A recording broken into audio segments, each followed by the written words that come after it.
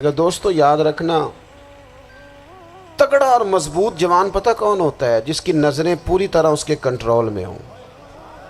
یہ علامت جوانی ہے۔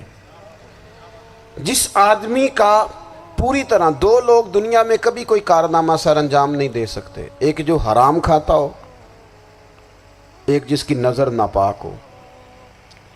محمد بن قاسم جب یہاں آئے تھے نا،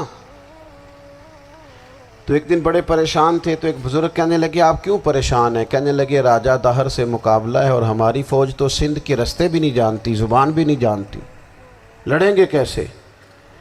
دو چار دن کے بعد ان بزرگوں کی دوبارہ محمد بن قاسم سے ملاقات ہوئی تو بڑے خوش تھے۔ کہا اب آپ کیوں خوش ہیں؟ کہنے لگے وہ میرا مقابلہ نہیں کر سکتا، میں نے تحقیق کر لی ہے۔ کہا کیوں؟ کہنے لگے نظر کا گندہ ہے، اور جو نظر کے گندے ہوتے ہیں وہ میدانوں میں ٹھہرا نہیں کرتے۔ میدان کے لیے نکلنے کے لیے پاک جوانی کی ضرورت ہوتی، تطہیر مزاج ہونا ضروری ہوتا ہے، پاکیزہ افکار اور سچی اور سچی ستھری سوچوں کا ہونا ضروری ہوتا ہے۔ اس لیے فرمایا کہ